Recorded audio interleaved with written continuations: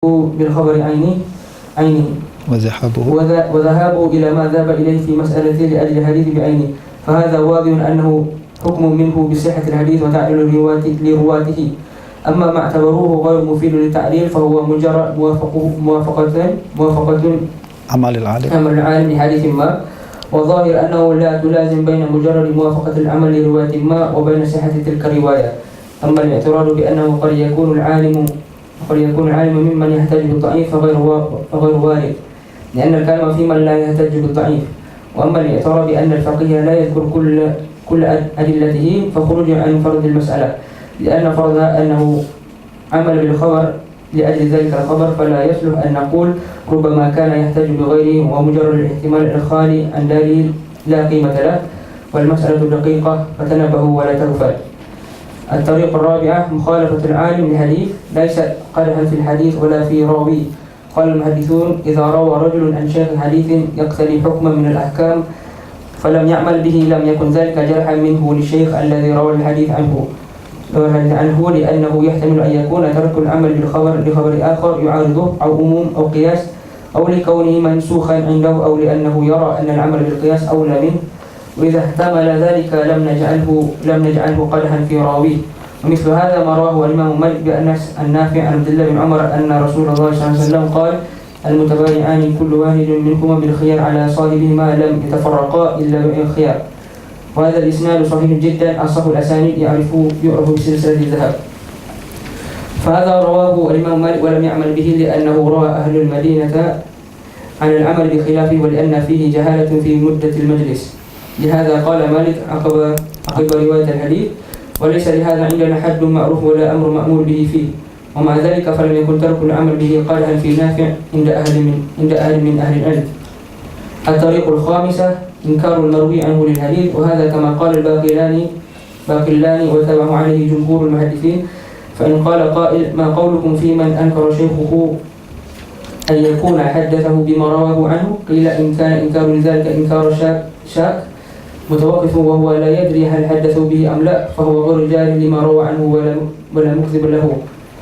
ويجب قبول هذا الحديث والعمل به، لأنه قد يحدث الرجل بالحديث وينسى أنه حدث به، وهذا غير قاطع على تكذيب ما روى عنه. وإن كان جهود للرواية عنه جهودا مصمم على التكذيب الراوي عنه وقاطع على أنه لم يحدثه ويقول كذب علي، فذلك جرح منه له، فيجب أن لا يعمل بذلك الحديث وهو من حديث الراوي. ولا يكون هذا الإنكار جرحا يبطل به جميع ما يرويه الراوي، لأنه جرح غير ثابت بالواحد، ولأن الراوي العدل أيضا يجرح شيخه، وليس جرح شيخه له أولى من قبول جرحه لشيخه، فيجب إيقاف العمل بهذا الخبر ويرجع في الحكم إلى غيره ويجعل بمثابة ما لم يروى، اللهم إلا أن يرويها الشيخ مع قولي إني لم أحدثه لهذا الراوي فيعمل به برواية دون رواية الراوي عنه. انتهى ما نقل الخطيب عن الباقلاني.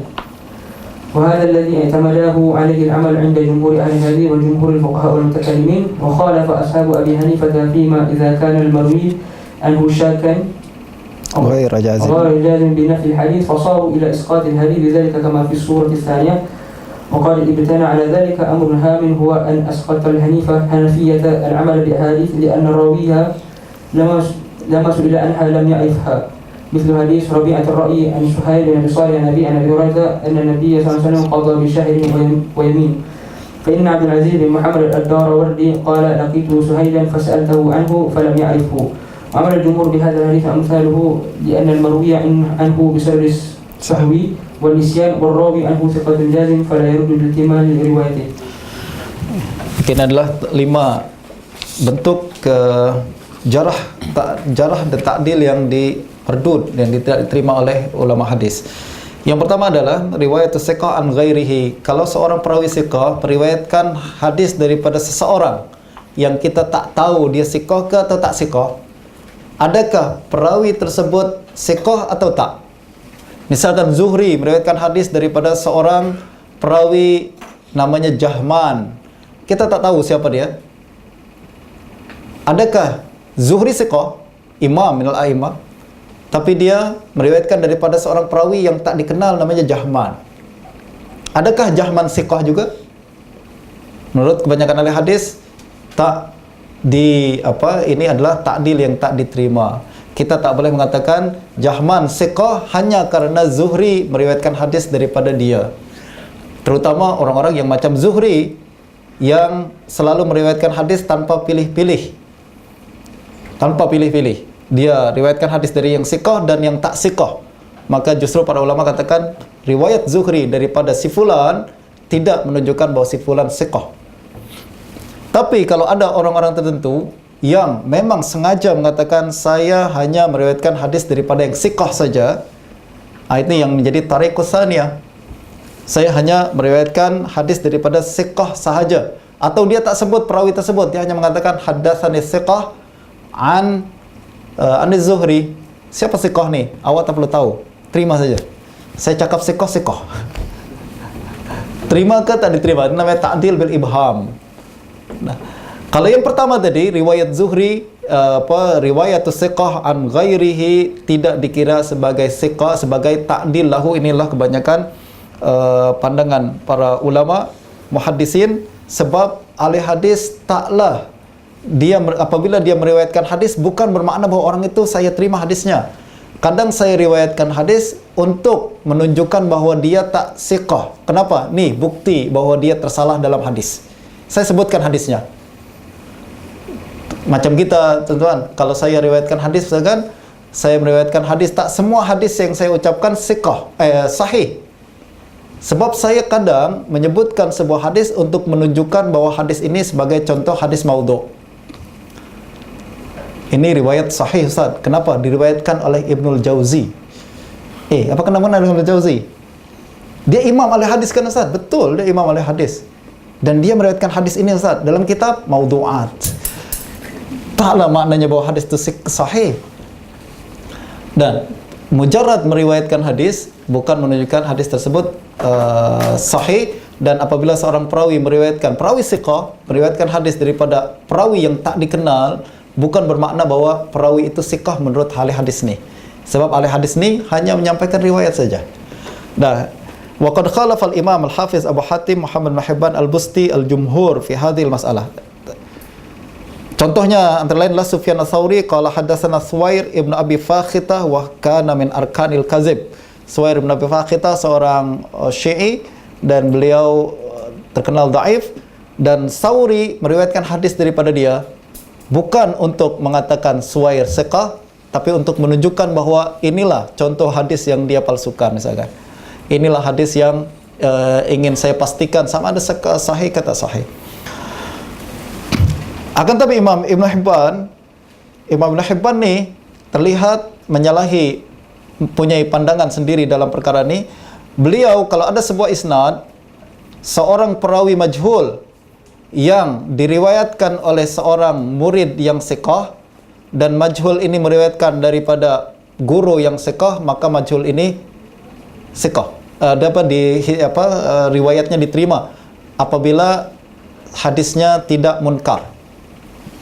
Dengan istilah lain kita katakan majhul baina siqatain wa hadithuhu laisa bimunkar fa huwa maqbul inda Ibn Hibban. Jadi misalkan Zuhri meriwayatkan hadis daripada Jahman yang kita tak tahu siapa orangnya, atau Abul Ahwas yang kita tak tahu siapa orangnya. Abul Ahwas meriwayatkan daripada Abu Hurairah. Zuhri siqah, Abul Ahwas tak tahu, majhul. Abul Ahwas meriwayatkan dari Abu Hurairah, Abu Hurairah pun siqah. Maknanya Abul Ahwas baina siqatain kan. Lalu hadis berkenaan matannya pun nampak macam tak munkar, ada mutaba'ah, ada syawahid daripada hadis-hadis yang lain. Maka untuk kes seperti ini, Ibn Hibban masukkan dalam Sahih Ibn Hibban. Banyak hadis seperti ini dalam Sahih Ibn Hibban. Majhul baina siqatain wa hadithu ghairu munkar. Apa pandangan Ibn Hibban? Ini menunjukkan bahawa tasahulnya Ibn Hibban berbeza dengan para ulama ahli hadis yang lain. Hadis katakanlah ini perawi majhul lah. Maknanya hadisnya dhaif. Menurut Ibn Hibban, kenapa saya sahihkan hadisnya? Sebab majhul ni kita tak jumpai siapa orang yang melemahkan dia. Ya tak? Tak ada orang yang melemahkan dia. Pada masa yang sama, riwayat dia pun tak munkar.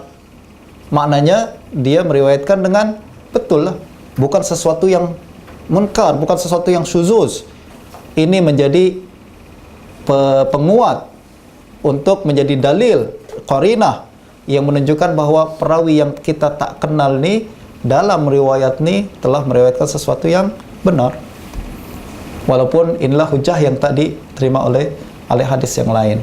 Tapi Ibn Hibban tuan-tuan adalah sebuah kitab yang sangat baik, mengandungi banyak ilmu, dan ke Tasheeh Ibn Hibban masih banyak lagi yang perlu kita kaji dan dalami lagi. Dan salah satunya adalah berkenaan dengan perkara tersebut. Dia punya pandangan sendiri dalam kitab As-Siqat karangan Ibn Hibban pula, satu kitab banyak panjang, dan beliau mengambil mazhab seperti ini, yaitu selagi mana dia majhul lalu diriwayatkan oleh murid yang siqah, dia meriwayatkan hadis daripada guru yang siqah, lalu riwayatnya tak majhul, tak apalah, sahih, kita terima riwayatnya. At-tariqatu tsaniyah ta'dil al-ibham. Ini sering banyak digunakan oleh Imam Malik dalam kitab Muwatta, haddatsani siqah. Juga digunakan oleh Imam Syafi'i dalam kitab Musnad, dalam kitab Al-Um, haddatsani siqah, haddatsani man la attahim. Juga digunakan oleh Imam Auza'i, gunakan oleh Muhammad al-Hasan Syaibani dalam kitab Al-Hujjah ala Ahli Madinah, haddatsani siqah, beliau gunakan seperti itu. Kalau dia mengatakan haddatsani siqah, adakah kita terus katakan siapa siqah ni? Awak tak percaya ke aku Imam Syafi'i? Awak tak percaya aku? Aku katakan siqah lah. Aku katakan la attahim lah. Kenapa bising? Ini para ulama hadis selalu mengatakan secara asalnya kita tak terima pandangan haddatsani siqah ni. Kita pasti tahu juga siapa orang tu. Jangan-jangan yang awak maksud siqah tu tak siqah menurut kami. Lalu, tapi ini untuk ulama mujtahid, untuk ulama orang-orang muqallid macam kita. Kalau kita mazhab Syafi'i, Imam Syafi'i katakan haddatsani siqah, terimalah. Kita memang muqallid Imam Syafi'i. Kalau kita muqallid Imam Abu Hanifah, mazhab Abu Hanifah, Muhammadul Hasan cakap haddatsani siqah, terimalah. Kita muqallid. Tapi untuk mujtahid atau orang yang ingin mengkaji lebih dalam lagi, haddatsani siqah termasuk jarah wa ta'dil yang mardud, tidak diamalkan. Kalau ada seorang ulama berkata, saya hanya meriwayatkan hadis daripada yang siqah sahaja, lalu disebut seorang perawi, adakah perawi tersebut siqah ke atau tak? Imam Malik pernah berkata, pernah ditanya tentang seorang perawi, lalu Imam Malik berkata, wajadtahu fi kutubi, awak pernah nampak tak seorang perawi ini terdapat dalam kitab saya Muwatta? Dikatakan in kana wajadtahu fi kutubi fariwayatuhu fahuwa tawsiqun lahu. Kalau dia terdapat dalam kitab Imam Malik, maknanya adalah dia disikahkan oleh Imam Malik. Ini seolah-olah Imam Malik mengatakan semua yang saya sebutkan dalam kitab Muwatta adalah sahih, dan semua perawi yang terdapat dalam Muwatta adalah siqah. Tapi ini untuk orang yang muqallid Imam Malik boleh ikut. Untuk orang yang lain, katakan mungkin saya punya pandangan yang lain. Ada beberapa perawi dalam Muwatta yang terkenal dhaif, antara lainlah Amr bin Abi Amr, Abdul Karim bin Abil Mukharik, dan beberapa orang yang lain. Itu menurut ulama yang lain. Kalau Imam Malik saya kata siqah, kenapa? Awak muqallid, ikutlah. Ini pandangan ta'dil alal ibham. Lalu amalul alim au futyahu ala wafqi hadis. Kalau ada seorang ulama meriwayatkan hadis, adakah hadis tersebut, ulama faqih, dia fatwanya keluar selari dengan kandungan hadis, adakah ini menunjukkan bahwa imam tersebut mensahihkan hadis itu? Ini pun menurut para ahli hadis tak. Imam Syafi'i misalkan mensahihkan, berfatwa berkenaan dengan satu perkara, lalu kemudian satu perkara ini, misalkan mazhab Syafi'i mengatakan siapa yang man ata imra'atahu wa hiya haid fa alaihi tasadduq bidinar. Siapa yang mendatangi istrinya dalam keadaan haid, ini bukan Imam Syafi'i tapi ulama Syafi'iyah, misalkan siapa yang mendatangi istrinya dalam keadaan haid, maka dia mesti membayar bersedekah dengan 1 dinar. Padahal ada hadis berkenaan dhaif. Adakah ulama tersebut ketika berfatwa yang selari dengan hadis, dia mensahihkan hadis itu maknanya? Tak. Mungkin dia perlu mungkin dia melihat dalil-dalil yang lain, kebetulan fatwanya selari dengan hadis. Kebetulan saja, bukan bermakna mensahihkan hadis tersebut. Mukhalafatul alim li hadis, sebaliknya kalau ada seorang ulama tidak mengamalkan sebuah hadis, adakah ulama tersebut mendhaifkan hadis tersebut? Tak. Berapa banyak hadis sahih Bukhari Muslim tidak diamalkan oleh mazhab Syafi'i. Bukan mazhab Syafi'i mengatakan hadis itu dhaif, tapi mu'arad, bertentangan dengan dalil lain yang menurut beliau lebih kuat daripada hadis tersebut. Bahkan Imam Malik sendiri meriwayatkan hadis yang paling sahih, yaitu hadis at-mutabayi'ani bil khiyar, beliau sendiri tak amalkan, bukan karena hadis itu dhaif, tapi ada dalil lain yang menurut Imam Malik lebih kuat berbanding hadis tersebut. Sebab hadis memang salah satu sumber hukum, tapi bukan satu-satunya sumber hukum. Betul? Banyak sumber hukum yang lain yang lebih kuat daripada hadis. Quran lebih tinggi daripada hadis. Qiyas usul untuk ulama Hanafiyah lebih kuat daripada khabar ahad. Amal Ahlul Madinah lebih kuat daripada khabar ahad.